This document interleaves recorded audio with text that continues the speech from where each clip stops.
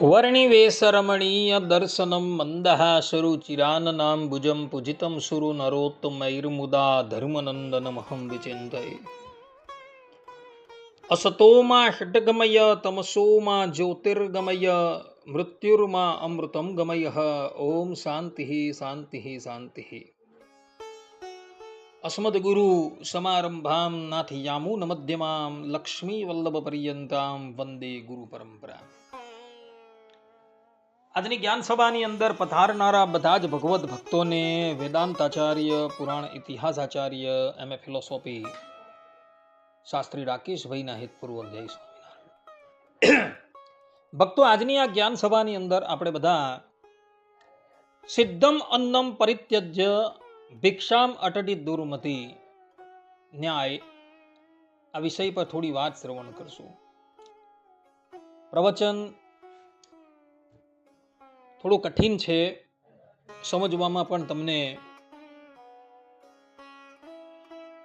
થોડું કષ્ટ પડશે, પરંતુ આ પ્રવચન સાંભળવું અત્યંત જરૂરી છે. બધા જ શ્રોતાગણો ધ્યાનપૂર્વક આ પ્રવચનને શ્રવણ કરે અને એને આત્મસાત કરી લે. સર્વપ્રથમ સિદ્ધમ અન્નમ પરિત્યજ્ય ભિક્ષામ અટતિ દુર્મતિ, એનો અર્થ શું થાય એના પર વિચાર કરીએ. તો એનો અર્થ થાય છે કે તૈયાર થયેલું ભોજન છોડીને ભિક્ષા માંગવા ફરે છે તે દુર્બુદ્ધિ વાળો મનુષ્ય છે. આ એનો લૌકિક અર્થ છે.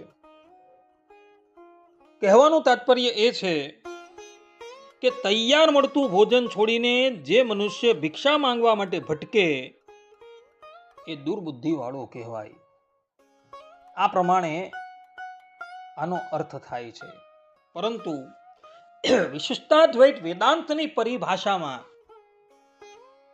જો આપણે આનો અર્થ કરીએ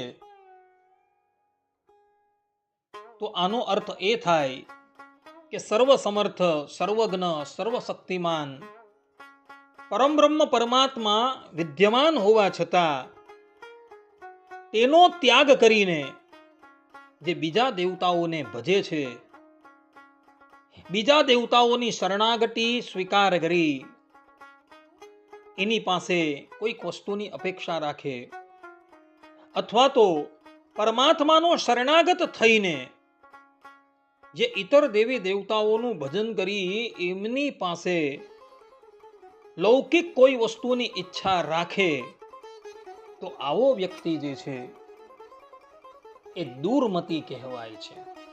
આ એનો ગૂઢાર્થ છે. સર્વપ્રથમ આપણે બધા સર્વસમર્થ, સર્વજ્ઞ, સર્વશક્તિમાન, અનંતકોટી બ્રહ્માંડ નાયક પરમ બ્રહ્મ પરમાત્મા ભગવાન શ્રીમદ નારાયણ અર્થાત કે ભગવાન શ્રી હરિ, ભગવાન શ્રી કૃષ્ણ, ભગવાન શ્રી રામ એ કોણ છે એનો વિચાર કરીએ તો વેદો, સ્મૃતિઓ, પુરાણો એવો ડિંડીમ ઘોષ કરતા કહે છે કે તત્વમ નારાયણ પરહ, અર્થાત કે તત્વમાં એક શ્રીમદ નારાયણ જ પરમ તત્વ છે. ન તત્સમશ્ચ અભ્યધિગશ્ચ દ્રશ્ય છે, અર્થાત કે એ પરમાત્મા શ્રીમદ નારાયણની સમાનતા કરી શકે એવો પણ કોઈ નથી અને એનાથી અધિક પણ કોઈ નથી. ભગવાન શ્રી કૃષ્ણ શ્રીમદ ભગવદ્ ગીતામાં કહે છે કે મત પરતરમ નાસ્તિ કિંચિત અષ્ટિ ધનંજય, અર્થાત કે મારાથી પરમ તત્વ આ જગતની અંદર કોઈ છે જ નહીં.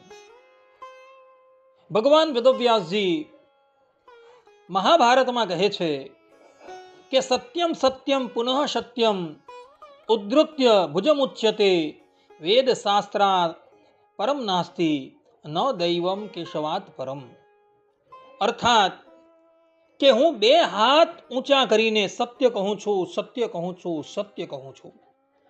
વેદથી સર્વ ઉત્કૃષ્ટ શાસ્ત્ર આ જગતમાં કોઈ નથી અને શ્રીમન નારાયણ ભગવાનથી શ્રેષ્ઠ કોઈ પણ દેવ છે જ નહીં. અને એટલે માટે સ્મૃતિમાં પણ કહેલું છે કે નાસ્તે વિષ્ણુ હો પરમ તત્વ, અર્થાત કે ભગવાન વિષ્ણુથી પરમ તત્વ કોઈ છે જ નહીં. નાસ્તિ નારાયણ સમહ, અર્થાત કે શ્રીમન નારાયણ ભગવાનની સમાનતા કરી શકે એવું આ જગતની અંદર કોઈ છે જ નહીં. ઉપનિષદમાં એક પ્રસંગ આવે છે, જે પ્રસંગમાં ગુરુ અને શિષ્યનો સંવાદ છે. શિષ્ય પોતાના ગુરુને પૂછે છે કે હે ગુરુદેવ, કશ્ચ ધ્યેય, અર્થાત કે ધ્યાન કરવા યોગ્ય કોણ છે? ત્યારે ગુરુ કહે છે કે કારણમ તો ધ્યેય, અર્થાત કે જે સર્વ જગતનું કારણ ઉત્પાદક હોય તે જ ધ્યાન કરવા યોગ્ય છે. ત્યારે શિષ્ય પૂછે છે કે પરમ કારણ કોણ છે? તો ગુરુ કહે છે કે જે પ્રલય અવસ્થાની અંદર પણ વિદ્યમાન રહે એ જ જગતનું કારણ છે. શિષ્ય પુનઃ ગુરુજીને પ્રશ્ન કરે છે કે પ્રલય અવસ્થાની અંદર કોણ રહે છે? ત્યારે ગુરુદેવ કહે છે કે એકો હવે નારાયણ આસીત, ન બ્રહ્મો ન ઈશાન, નારાયણાત બ્રહ્મા જાયતે, નારાયણાત રુદ્ર જાયતે. અર્થાત કે તે પ્રલય અવસ્થામાં કેવલ ને કેવલ એક શ્રીમન નારાયણ ભગવાન જ ઉપસ્થિત હતા, પરંતુ એમની સમાનતા કરી શકે એવું જગતમાં કોઈ હતું નહીં. તે વખતે બ્રહ્માજી પણ ન હતા અને ભગવાન શંકર પણ ન હતા. અને જ્યારે સૃષ્ટિની ઉત્પત્તિ થઈ ત્યારે એ પરબ્રહ્મ પરમાત્મા થકી બ્રહ્માજીનું પ્રાગટ્ય થયું અને ભગવાન શંકરનું પ્રાગટ્ય થયું છે. આ પ્રમાણે જે પ્રલય અવસ્થાની અંદર પણ જે વિદ્યમાન રહે છે એ જ જગતનું કારણ છે. અને એટલે માટે એ જ ધ્યાન કરવા યોગ્ય છે. કારણ કે જે પ્રલય અવસ્થામાં વિદ્યમાન રહે છે એ જ સર્વોપરી તત્વ છે. અને એ સર્વોપરી તત્વ કેવલ ને કેવલ શ્રીમન નારાયણ ભગવાન છે. અને એટલે માટે એ ધ્યાન ઉપાસના કરવા યોગ્ય છે. ભગવાન સ્વામિનારાયણ ગદડા મધ્યના 67માં વચનામૃતમાં કહે છે કે ભગવાન જેવો કોઈ થવા માટે સમર્થ નથી. ગદડા અંત્યના 39માં વચનામૃતમાં ભગવાન સ્વામિનારાયણ કહે છે કે ભગવાનની તો બહુ જ મોટાઈ છે. એ જ ગદડા અંત્યના 39માં વચનામૃતમાં પુનઃ ભગવાન કહે છે, તથા ભગવાન સાથે બીજાને દાવ સમ અધિકપણાની સ્પર્ધા બંધાય એમ પણ નથી જણાતું. માટે ભગવાન તો એક જ છે, પણ બીજો કોઈ એ જેવો થતો નથી. લોયાના 13મા વચનામૃતમાં ભગવાન સ્વામિનારાયણ કહે છે, માટે એ નારાયણ જેવા તો એક નારાયણ જ છે, પણ બીજો તે જેવો થતો નથી. અને એકમેવા દ્વિતીયમ એ શ્રુતિનો પણ એ જ અર્થ છે, જે એ નારાયણ જેવા તો એક નારાયણ જ છે. આ પ્રમાણે ભગવાન સ્વામિનારાયણે પોતાના વચનામૃતોમાં શ્રીમન નારાયણની પરમ તત્વતા પ્રતિપાદન કરેલી છે. શ્રુતિ છે, સ્મૃતિ છે, ઇતિહાસ છે, પુરાણ છે, એમાં જે પ્રમાણે એક શ્રીમન નારાયણની પરમ તત્વતા પ્રતિપાદન કરેલી છે તે જ પ્રમાણે ભગવાન સ્વામિનારાયણે વચનામૃતમાં પણ એક શ્રીમન નારાયણની જ પરમ તત્વતા પ્રતિપાદન કરેલી છે. ભગવાન વેદવ્યાસજીએ પોતાના અવતાર કાળ દરમિયાન 60 લાખ શ્લોકનો મહાભારત ગ્રંથ, વ્યાસ સ્મૃતિ, યોગ શાસ્ત્ર પર ભાષ્ય, બ્રહ્મસૂત્ર, વેદોનો વિભાગ, 17 પુરાણ ઇત્યાદિ ગ્રંથોની રચના કરી.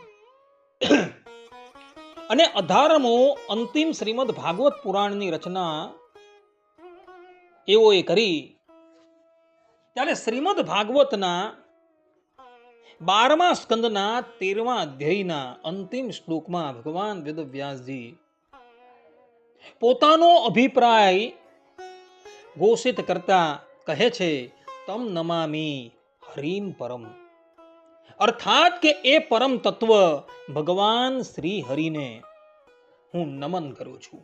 અને પછી ભગવાન વેદવ્યાસજીએ કોઈ શાસ્ત્રની રચના નથી કરેલી. અંતિમ શ્લોકના અંતિમ ચરણમાં ભગવાન વેદવ્યાસજીએ ડિંડીમ ઘોષ કરીને શ્રીમદ નારાયણ ભગવાનની પરમ તત્વતા પ્રતિપાદન કરેલી છે. વેદવ્યાસજીએ 60 લાખ શ્લોકનું મહાભારત રચેલું છે. તો એ મહાભારતના મહિમામાં ભગવાન વેદવ્યાસજી ડીમ ઘોષ કરતા કહે છે કે વેદે રામાયણે ચૈવ ભારતે ભરતર્ષભ આદો મધ્યે તથા ચ અંતે વિષ્ણુ સર્વત્ર ગીયતે. અર્થાત કે વેદોમાં, રામાયણમાં, મહાભારતમાં આદિ, મધ્ય અને અંત્યમાં કેવલ ને કેવલ ભગવાન વિષ્ણુનું જ ગાન થયું છે. ચાહે શિવ પુરાણ હોય કે દેવી ભાગવત હોય કે વિષ્ણુ પુરાણ હોય, કોઈ પણ જગ્યાએ કેવલ ને કેવલ ભગવાન શ્રીમદ નારાયણનું જ ગાન થયું છે.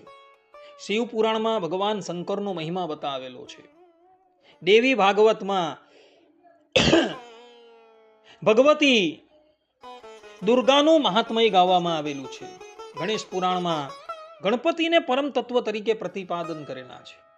પરંતુ એ સ્થાન પર પણ એના અંતર્યામી શ્રીમદ નારાયણ ભગવાનનું જ ગાન થયું છે, પરંતુ બીજાનું ગાન થયું નથી. વેદોની અંદર તમે જુઓ તો વેદોના મોટે ભાગના સૂક્તોની અંદર દેવરાજ ઇન્દ્ર, અગ્નિ, વાયુ, રુદ્ર, અશ્વની કુમાર ઇત્યાદિક દેવતાઓનો મહિમા ગવાયો છે. પરંતુ ત્યાં પણ ઇન્દ્ર અંતર્યામી, રુદ્ર અંતર્યામી, અગ્નિ અંતર્યામી ઇત્યાદિક દેવતાઓના અંતર્યામી અર્થાત કે એના શરીર રૂપે જે પરમ બ્રહ્મ પરમાત્મા રહેલા છે એનું જ ગાન થયું છે, પરંતુ દેવતાઓનું સ્વતંત્ર ગાન ક્યારેય પણ થયું નથી. આ પ્રમાણે વેદો છે, પુરાણો છે ઇત્યાદિકનો નિષ્કર્ષ કેવલ ને કેવલ શ્રીમદ નારાયણની પરમ તત્વતા પર જ છે. અને એટલે માટે ભગવાન વેદવ્યાસજી વરાહ પુરાણમાં વેદો તથા પુરાણોનું રહસ્ય બતલાવતા કહે છે કે નારાયણાથ પરો દેવો ન ભૂતો ન ભવિષ્યતિ એતદ રહસ્ય વેદાનામ પુરાણાનામ ચ સત્તમ. અર્થાત કે નારાયણથી સર્વશ્રેષ્ઠ દેવતા આ જગતની અંદર ભૂતકાળમાં પણ ન હતો અને ભવિષ્યમાં પણ થવાનું નથી. અને આ જ રહસ્ય વેદો તથા પુરાણોનું છે. આ પ્રમાણે ભગવાન વેદવ્યાસજીએ વરાહ પુરાણની અંદર ડિંડીમ ઘોષ કરતા કહેલું છે કે નારાયણથી સર્વશ્રેષ્ઠ દેવ આ જગતની અંદર કોઈ છે જ નહીં. ભૂતકાળમાં પણ ન હતો, વર્તમાનમાં પણ નથી અને ભવિષ્યની અંદર પણ થવાનું નથી. આ જ વેદ તથા પુરાણનું પરમ રહસ્ય છે. અને એટલે માટે જ્યારે જ્યારે બહુ બ્રહ્માદિક દેવતાઓને કષ્ટ પડેલું હતું ત્યારે એ લોકો શ્રીમદ નારાયણ ભગવાનના શરણમાં ગયા હતા અને શ્રીમદ નારાયણ ભગવાને પ્રગટ થઈ એ લોકોનું કષ્ટ હરેલું હતું. જેમ કે મત્સ્ય પુરાણમાં કથા આવે છે કે એક સમયે મહાદેવે કોપાતુર થતા રક્ત નેત્રવાળા થઈ પિતા બ્રહ્માજીના મસ્તકનો ડાબા અંગૂઠાના નખાગ્રથી છેદ કર્યો. એટલે બ્રહ્માજી કોપાયમાન થઈ ગયા અને ભગવાન શંકર પ્રત્યે બોલ્યા કે નિરપરાધી મારા મસ્તકનો તે છેદ કર્યો છે, માટે તમે કપાલી થઈ જાઓ. બ્રહ્માજીનું મસ્તક ભગવાન શંકરના હાથની અંદર ચોંટી ગયું છે. ભગવાન શંકર બ્રહ્મ હત્યાથી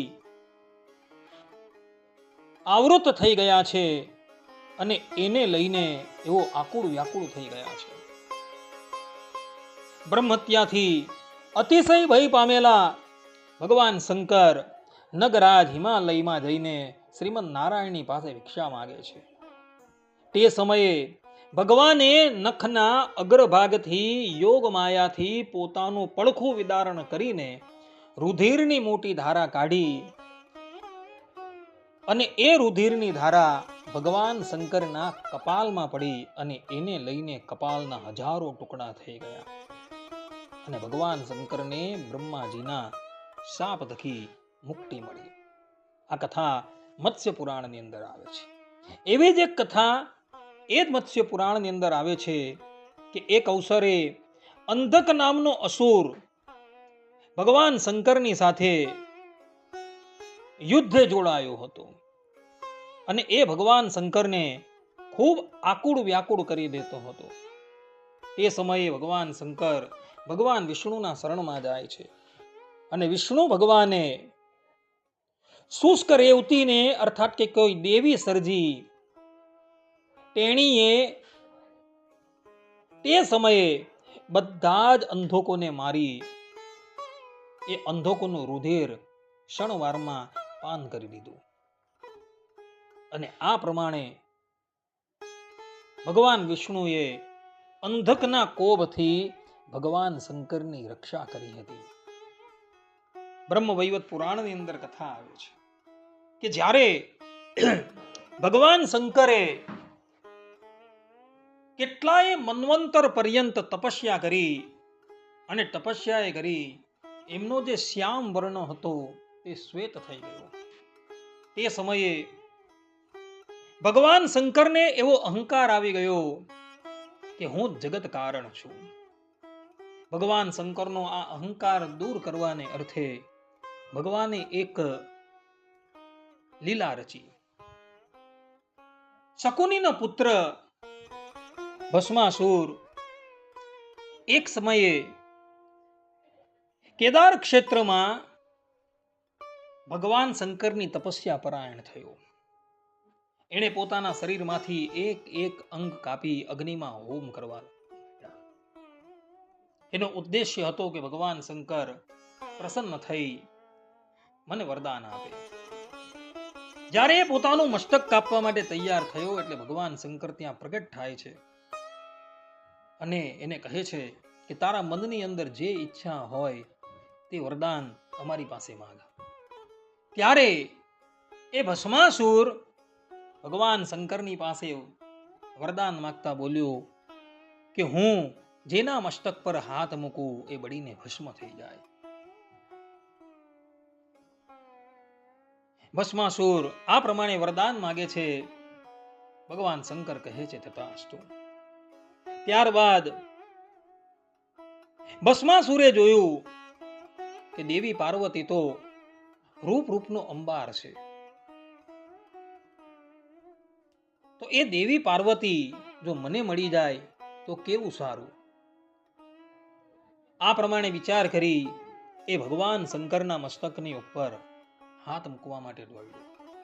ભગવાન શંકરે જોયું કે મેં જે વરદાન આપેલું છે એ વરદાનનો દુરુપયોગ કરતા ભસ્માસુર મને જ મારવા માટે આવેલું છે. ભગવાન શંકર ત્યાંથી ભાગી જાય છે અને ભાગતા ભાગતા વૈકુંઠ લોકમાં આવે છે અને વૈકુંઠ લોકમાં આવી એવો શ્રીમદ નારાયણને બધી વાત કરે છે. એ સમયે શ્રીમદ નારાયણ ભગવાન બટુક વેશ ધારણ કરી જે માર્ગથી ભસ્માસુર આવતો હોય છે ત્યાં આવે છે અને એને ઊભો રાખે છે અને ભગવાન શ્રીમદ નારાયણ પોતાની વાઘ જાળની અંદર એ ભસ્માસુરને એવો તો મોહિત કરી દે છે કે ભસ્માસુર પોતાનો હાથ પોતાના મસ્તકની ઉપર મૂકે છે અને મસ્તક પર હાથ મૂકતા જ એનું મસ્તક ફાટી જાય છે.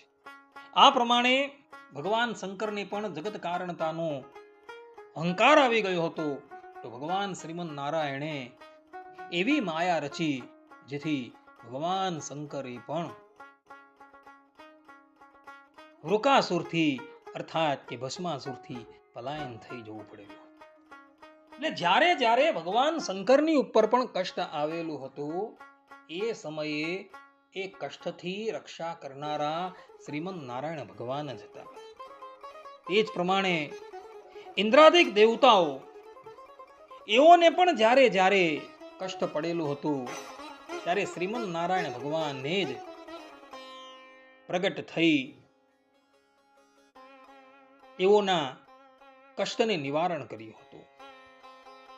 શ્રીમદ ભાગવતમાં, પદ્મ પુરાણમાં, વિષ્ણુ પુરાણમાં એક કથા આવે છે કે એક સમયે બધા જ દેવતાઓ વચ્ચે વિવાદ થયો, ઋષિઓ વચ્ચે વિવાદ થયો કે ત્રિભુવનના 3 પ્રધાન દેવતાઓ છે એમાંથી સર્વશ્રેષ્ઠ દેવ કોણ?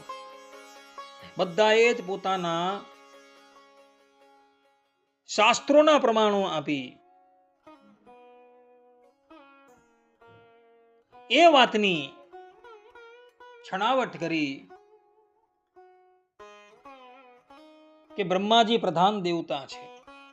તો વળી બીજા કેટલાક ઋષિ મુનિઓએ શાસ્ત્રોના પ્રમાણ આપી મહાદેવની સર્વશ્રેષ્ઠતા પ્રતિપાદન કરી. તો વળી બીજા કેટલાક લોકોએ શાસ્ત્રોના પ્રમાણ આપી ભગવાન વિષ્ણુની પરમ તત્વતા પ્રતિપાદન કરી, સર્વશ્રેષ્ઠ દેવતા તરીકે પ્રતિપાદન કરી. આ પ્રમાણે જ્યારે એ ઋષિ મુનિઓ કોઈ નિર્ણય પર ન પહોંચી શક્યા તો બધા જ ઋષિ મુનિઓએ ભેગા થઈને ભૃગુજીને વિનંતી કરી કે આપ ત્રણેયની પરીક્ષા કરી આવો. ભૃગુજી એ 3 દેવતાઓની પરીક્ષા કરવા માટે એઓના લોકમાં આવે છે. સર્વપ્રથમ એવો સત્યલોકમાં આવે છે. સત્યલોકમાં બ્રહ્માજી ઉચ્ચાસન પર બિરાજમાન હતા. ભૃગુજી ત્યાં જાય છે, પરંતુ બ્રહ્માજીને એવું પ્રણામ પણ નથી કરતા. ભૃગુજી એ બ્રહ્માજીના પુત્ર છે. પોતાના પુત્રનું આ પ્રમાણેનું અનુચિત આચરણ જોઈ બ્રહ્માજી કુપાયમાન થાય છે, પરંતુ એવો મનોમન પોતાના કોપને દાબી દે છે. પરંતુ ભૃગુજીથી આ વાત છાની ન રહી. એઓએ મનોમન નક્કી કર્યું કે મારા પિતા એ ત્રિદેવોમાં સર્વશ્રેષ્ઠ નથી. ત્યારબાદ ભૃગુજી કૈલાસમાં આવે છે, જ્યાં ભગવાન શંકર પાર્વતીજીની સાથે વિરાજમાન હોય છે. ભૃગુજી અને ભગવાન શંકર એ પરસ્પર ભાઈ છે, કારણ કે ભગવાન શંકરનું પ્રાગટ્ય બ્રહ્માજી થકી થયું છે. પોતાના ભાઈ પોતાના ઘરે આવ્યા એટલે ભગવાન શંકર ઊભા થઈ એમનું સ્વાગત કરવા માટે જાય છે. ત્યારે ભૃગુજી ભગવાન શંકરનો તિરસ્કાર કરતા કહે છે કે તમે તો અવળે માર્ગે જનારા છો. આ પ્રમાણે પોતાનું અપમાન થતું જોઈ ભગવાન શંકર ત્રિશૂલ લઈને ભૃગુજીને મારવા દોડે છે, પરંતુ પાર્વતીજી વચ્ચે આવી જાય છે. ભૃગુજી મનોમન નક્કી કરે છે કે ભગવાન શંકર પણ શ્રેષ્ઠ દેવતા નથી, કારણ કે એઓએ પણ ક્રોધને જીતેલો નથી. ત્યારબાદ ભૃગુજી વૈકુંઠ લોકમાં આવે છે. તે વખતે વૈકુંઠ લોકમાં શ્રીમદ નારાયણ ભગવાન શેષ શૈયા પર પોઢેલા હોય છે અને ભગવતી શ્રી એમના ચરણની સેવા કરતા હોય છે. ભૃગુજી ત્યાં આવે છે અને કંઈ પણ કહ્યા મૂક્યા વગર એવો શ્રીમદ નારાયણ ભગવાનના વક્ષસ્થળ પર પાદનો પ્રહાર કરે છે. શ્રીમદ નારાયણ ભગવાન જાગ્રત અવસ્થામાં આવે છે અને ઊભા થઈ ભૃગુજીને પોતાના સ્થાન ઉપર બેસાડે છે અને પોતે પોતાના કરકમલો દ્વારા ભૃગુજીના ચરણ દબાવવા લાગે છે કે હે ભૃગુજી, તમે આવ્યા એની મને જાણ ન હતી. આપનું પાદ જે છે એ તો અતિશય કોમળ છે અને મારું વક્ષસ્થળ તો વજ્ર જેવું છે. તમારા પાદ તળની અંદર પીડા થતી હશે. આ પ્રમાણે જ્યારે શ્રીમદ નારાયણ ભગવાન હળવે હળવે ભૃગુજીના ચરણ ચાપવા લાગ્યા ત્યારે ભૃગુજીના નેત્રમાંથી અશ્રુ સરી પડ્યા અને એઓએ મનોમન નક્કી કરી દીધું કે શ્રીમદ નારાયણ ભગવાન જ સર્વશ્રેષ્ઠ દેવતા છે.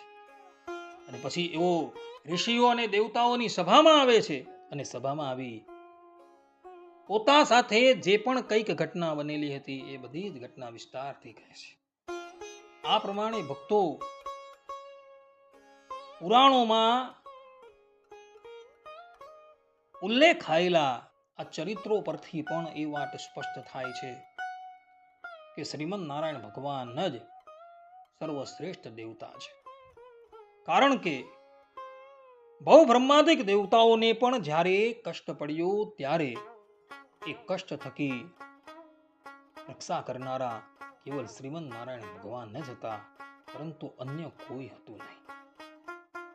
તો આવા જે શ્રીમદ નારાયણ ભગવાન છે એમના થકી જ ઐશ્વર્ય લેશ પ્રાપ્ત કરીને બહુ બ્રહ્માદિક દેવતાઓ સૃષ્ટિની ઉત્પત્તિ, સ્થિતિ અને પ્રલય કરે છે. આ સંબંધમાં વિષ્ણુ ધર્મોત્તર પુરાણના તૃતીય ખંડના 171 અધ્યાયમાં માર્કંડેય ઋષિ કહે છે કે બ્રહ્મા શંભુ તથૈવાર્ક ચંદ્રમાશ ષટક્રતુ એવમાધ્યા તથૈવાન્યે યુક્તા વૈષ્ણવ તેજસા જગત કાર્યાવસાને તુ વિયુજ્યન્તે ચ તેજસા વિતેજસ્ય તે સર્વે પંચતમ ઉપયાન્તિ વૈ. અર્થાત કે બ્રહ્મા, શંભુ, સૂર્ય, ચંદ્રમા, ષટક્રતુ ઇન્દ્ર એ બધા દેવો અને બીજા પણ પ્રારંભમાં વૈષ્ણવ તેજથી યુક્ત હોય છે અને જગત રૂપી કાર્યને અંતે તે બધાનું તેજ સમાપ્ત થઈ જાય છે. પછી નિસ્તેજ થયેલા તે સર્વે અવસાન એટલે કે પંચત્વને પ્રાપ્ત કરે છે. આ પ્રમાણે બહુ બ્રહ્માદિક દેવતાઓ પણ સૃષ્ટિ કરવાનું સામર્થ્ય, પ્રલય કરવાનું સામર્થ્ય તથા સ્થિતિ કરવાનું સામર્થ્ય શ્રીમદ નારાયણ ભગવાન થકી જ પ્રાપ્ત કરતા હતા. અને જ્યારે એ લોકોનું કાર્ય પૂર્ણ થઈ જાય છે ત્યારે એ લોકોમાં રહેલું વૈષ્ણવી તેજ, એ લોકોનું સામર્થ્ય પણ શ્રીમદ નારાયણ ભગવાનમાં લીન થઈ જાય છે અને એ બધા જ લોકો નિશ્ચેદ થઈ જાય છે.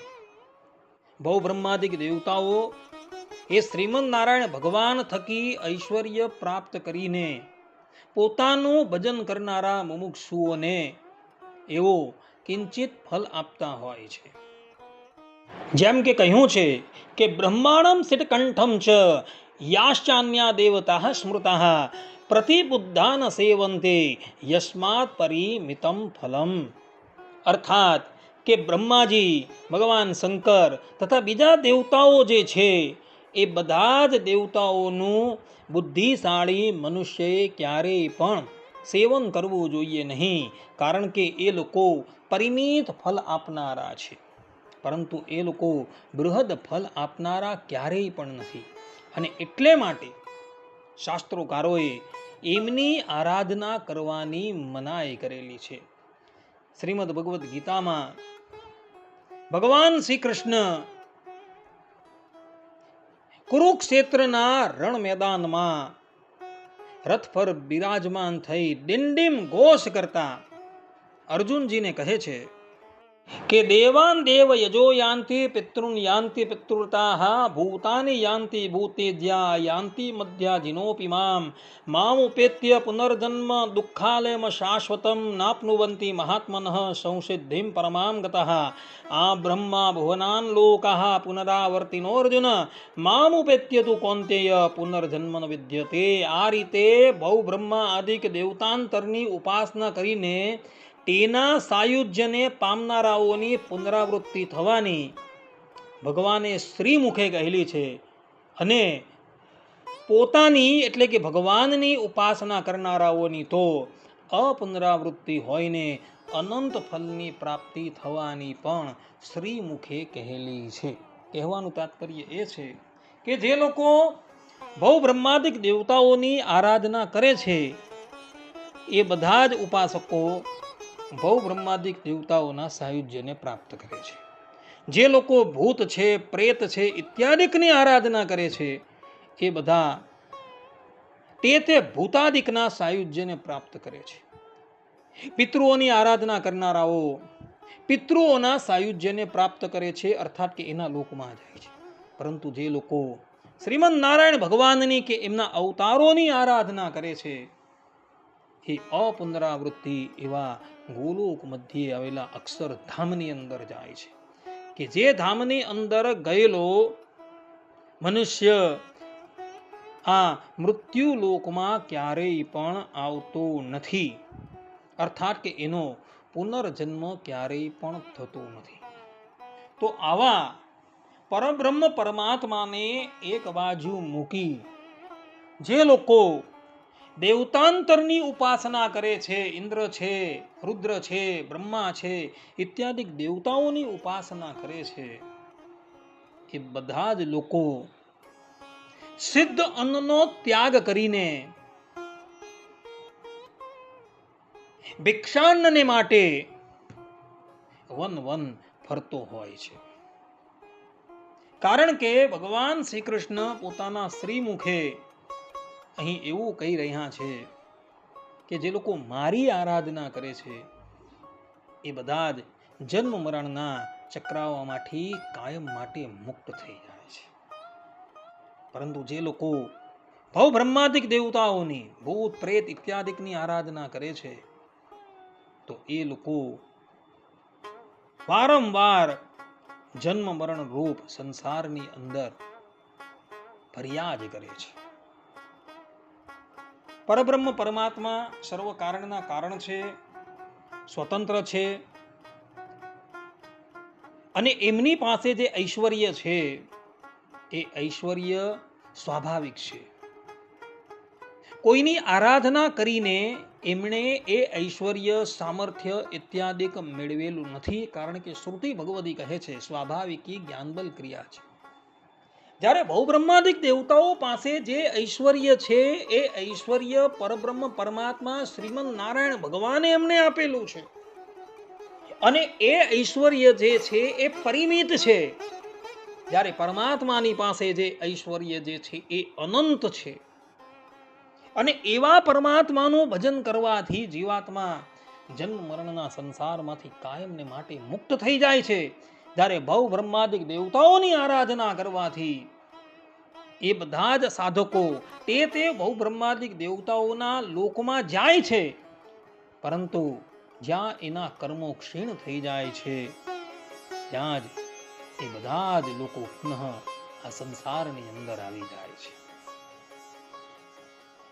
માટે ભક્તો, તૈયાર મળતા ભોજનને છોડીને ભિક્ષા માગવાને અર્થે આમ તેમ ક્યારેય પણ ફરવું જોઈએ નહીં.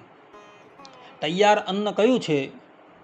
તો સર્વ કારણના કારણ, સર્વ અવતારોના અવતારી પરમ બ્રહ્મ ભગવાન શ્રી હરિ છે. અને ભિક્ષાન્ન કોણ છે? તો ભવ બ્રહ્માદિક દેવતાઓ છે. તો જ્યારે પરબ્રહ્મ પરમાત્મા અપરિમિત ફલ આપનારા છે તો એનો ત્યાગ કરીને પરિમિત ફલ આપનારા ભવ બ્રહ્માદિક દેવતાઓનું ભજન શા માટે કરવું જોઈએ? પરબ્રહ્મ પરમાત્મા જેઓની પાસે અપરિમિત ઐશ્વર્ય છે, સાધક જે પણ કંઈક વસ્તુની યાચના કરે એ બધી જ વસ્તુ એ પરમાત્મા આપી દે છે.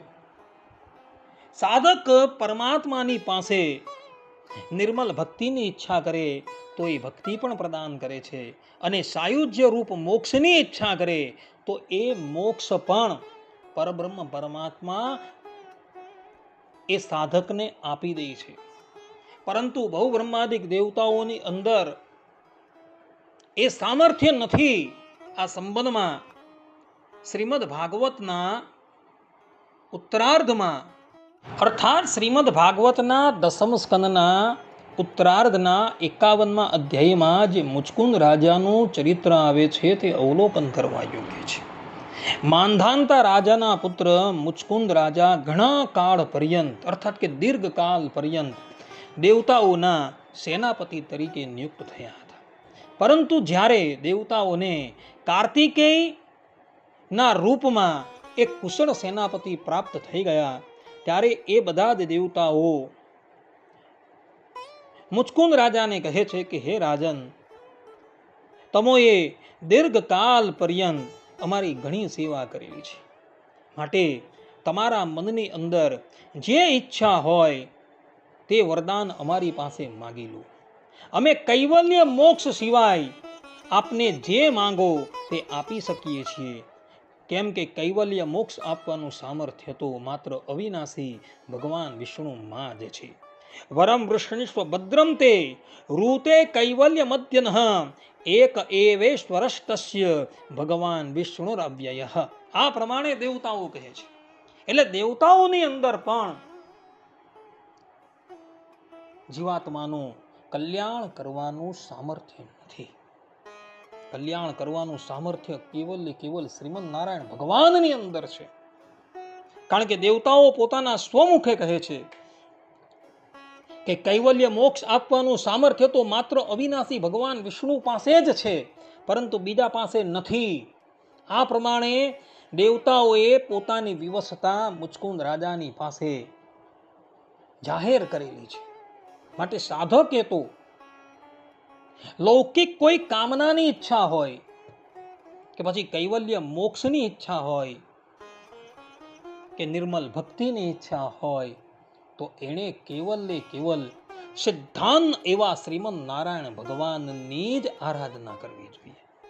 આ સંબંધમાં શ્રીમદ ભાગવતના બીજા સ્કંદના 3 અધ્યાયના 10મા શ્લોકમાં સુખદેવજી મહારાજ કહે છે કે અકામ સર્વ કામો વા મોક્ષ કામ ઉદારધિ તીવ્રેણ ભક્તિ યોગેન યજેત પુરુષમ પરમ.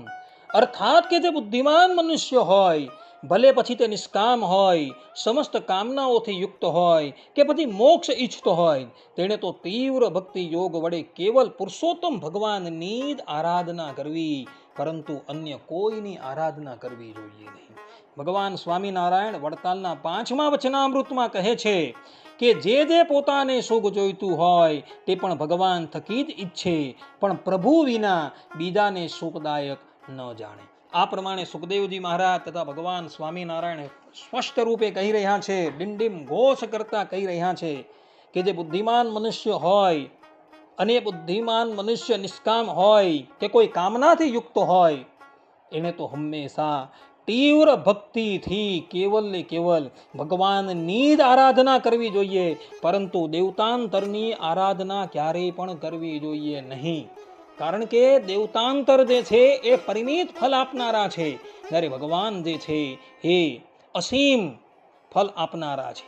માટે તીવ્ર ભક્તિ યોગથી કેવલ ભગવાનની જ આરાધના કરવી જોઈએ, કારણ કે એ સિદ્ધાંત છે. જ્યારે દેવતાઓ જે છે એ ભિક્ષાન્ન છે. એ લોકોને જે ઐશ્વર્ય પ્રાપ્ત થયું છે એ નારાયણ થકી ભિક્ષાના રૂપમાં પ્રાપ્ત થયું છે, જ્યારે પરબ્રહ્મ પરમાત્મા એ સિદ્ધાંત છે. તો વળી કોઈ દુર્બુદ્ધિ પંડિતમ મન્યમાન એવું કહે કે પુરાણોમાં ગ્રહ છે, નક્ષત્ર છે ઇત્યાદિ નડતું હોય તો તે દેવતાઓની આરાધના કરવાનું કહેલું છે, તો તેનું શું? તો એ સંબંધમાં એઓને કહેવાનું કે જે શ્રીમદ નારાયણનો અનન્ય ભક્તો હોય ને, તેને ક્યારેય પણ કોઈ ગ્રહ છે, નક્ષત્ર છે ઇત્યાદિ કાંઈ પણ નડતું જ નથી. અને આ સંબંધમાં શાસ્ત્ર પ્રમાણ છે. જેમ કે વિષ્ણુ પુરાણના તૃતીય અંશના 7મા અધ્યાયમાં મહર્ષિ પરાશર કહે છે કે ગ્રહા ન પીડામ કુર્વંતી હરિભક્તિ પરાયણમ નમો નારાયણાયેતી યસ્ય વાણી પ્રવર્તતે. અર્થાત કે જે મનુષ્યની વાણીમાં નમો નારાયણાય નો જપ ચાલે છે અને જે હરિભક્તિમાં તત્પર છે તેને ગ્રહો પીડા કરતા નથી. આ પ્રમાણે મહર્ષિ પરાશર કહી રહ્યા છે. પદ્મપુરાણમાં મહર્ષિ પુલસ્ત ગંગાપુત્ર ભીષ્મને કહે છે, યન્નામ સ્મરણાદેવ ગ્રહ પીડા પ્રણશ્યતિ વિષ્ણોરિત્ય ખિલમ બ્રહ્મ સર્વ દુઃખ નિવારણમ. અર્થાત કે માત્ર ભગવાન વિષ્ણુના નામના સ્મરણથી જ ગ્રહ પીડા નાશ પામે છે, કારણ કે વિષ્ણુ સર્વ દુઃખોને દૂર કરનાર પરમ બ્રહ્મ પરમાત્મા છે. નારદ પંચરાત્રમાં દેવર્ષિ નારદ કહે છે, વૈષ્ણવાનામ ગ્રહા સર્વે સૌમ્ય શુર્નાત્ર સંશય હરિશરણમાપન્નમ ન બાધંતે કદાચન. અર્થાત કે વૈષ્ણવ માટે બધા ગ્રહો શુભ બની જાય છે, તેમાં સંશય નથી. શ્રી હરિનું શરણ લીધેલા ભક્તને ગ્રહો ક્યારેય બાધા પહોંચાડતા નથી.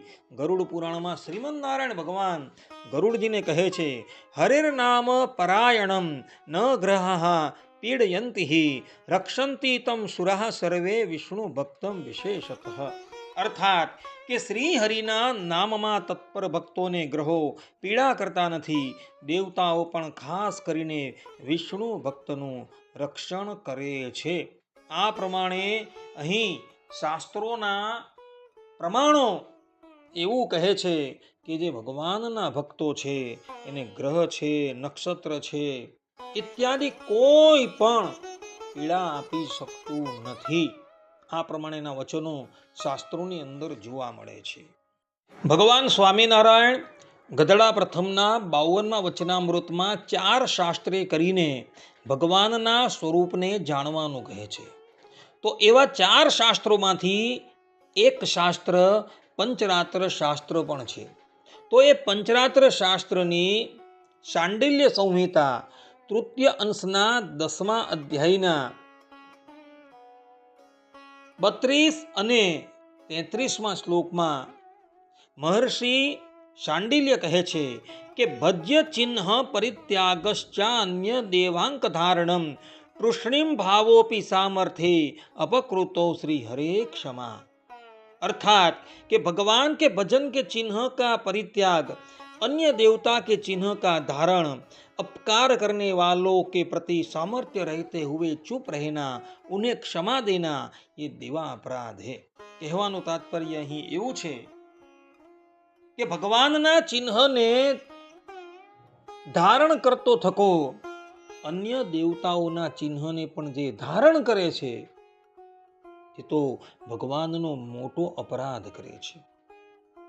એટલે જે લોકો શ્રીમદ નારાયણ ભગવાનના શરણાગત છે અને શરણાગત હોવા છતાં પોતાના શરીર પર અન્ય દેવતાઓના ચિહ્ન છે, ગ્રહ છે, નક્ષત્ર છે ઇત્યાદિકના ચિહ્ન ધારણ કરે છે, એના નંગો ધારણ કરે છે, એ બધા જ ભગવાનનો બહુ મોટો અપરાધ કરે છે. આ વાત પેલા પંડિતમ મન્યમાનો ધ્યાનપૂર્વક શ્રવણ કરે કે જે લોકો પોતે તો અન્યાશ્રય કરીને બેઠેલા જ છે, પરંતુ પોતાનો વ્યાપાર ચલાવવાને અર્થે બીજાને પણ ગેરમાર્ગે દોરી અન્ય દેવતાઓના ચિહ્ન ધારણ કરાવે છે, ગ્રહ છે, નક્ષત્ર છે ઇત્યાદિક ધારણ કરાવે છે, એવો બધા જ ભગવાનનો સૌથી મોટો અપરાધ કરી રહ્યા છે. માટે ભક્તો સિદ્ધાનમ એવા પરમબ્રહ્મ પરમાત્મા જે સંપૂર્ણ જગતના એક જ કારણ છે, જેવો થકી આ સંપૂર્ણ જગતની ઉત્પત્તિ થઈ છે, એવો જ સંપૂર્ણ જગતને સ્થિર રાખનાર છે અને એવો જ સંપૂર્ણ જગતનો પ્રલય કરનારા છે. તો એવા સિદ્ધાનમ એવા ભગવાનનો ત્યાગ કરી ભિક્ષાને અર્થે અન્ય દેવી દેવતાઓના દરવાજા ક્યારેય પણ ખટખટાવવા નહીં, કારણ કે આ એક બહુ મોટો અન્યાશ્રય છે. એટલે માટે દેવર્ષિ નારદ ભક્તિ સૂત્રમાં કહે છે કે અન્યાશ્રયાણામ ત્યાગો અનન્યાશ્રય. અર્થાત કે અન્યાશ્રયનો ત્યાગ કરી અનન્ય ભાવે ભગવાનનું ભજન કરો, કારણ કે અન્યાશ્રય કરવાથી શરણાગતિ ભંગ થઈ જાય છે. અન્યાશ્રયણ પ્રપત્તિ બાધિતા ભવતી એવું વિશિષ્ટાદ્વૈત વેદાંતમાં એક વાક્ય જોવા મળે છે. માટે પુનઃ કહું છું, પરમબ્રહ્મ પરમાત્મા શ્રીમદ નારાયણ ભગવાનના તમે શરણમાં છો તો એ શ્રીમદ નારાયણ ભગવાનનો ત્યાગ કરી અન્ય દેવી દેવતાઓનું ભજન ક્યારેય પણ કરતા નહીં. હા, એમનો શુભ દિવસ આવે ત્યારે નિષ્કામ ભાવે કોઈ પણ કામનાથી રહિત થઈ શાસ્ત્રોમાં જે પ્રમાણે કહ્યું છે તે પ્રમાણે એનું પૂજન કરી એવો પાસે કેવલ ને કેવલ ભગવાનની સ્મૃતિ અમને ચિરંજીવી રહે એવો આશીર્વાદ માગી એમનું પૂજન કરી લેવું. પરંતુ કોઈ ફલની કામનાથી ક્યારેય પણ એમનું ભજન કરવું નહીં. આ પ્રમાણે ભક્તો સિદ્ધાન્નમ પરિત્યક્ત ભિક્ષામ અટટી દુર્મતિ, આ ન્યાયનો આ પ્રમાણેનો અર્થ છે. આટલું કહીને હું મારી વાણીને અહીં વિરામ આપું છું. સર્વે સંતુ નિરામયઃ, સર્વે સુખીનો ભવંતુ, સર્વે ભદ્રાણી પશ્યંતુ, મા કશ્ચિદ દુઃખ ભાગ ભવેત. અસ્તુ. જય સ્વામિનારાયણ.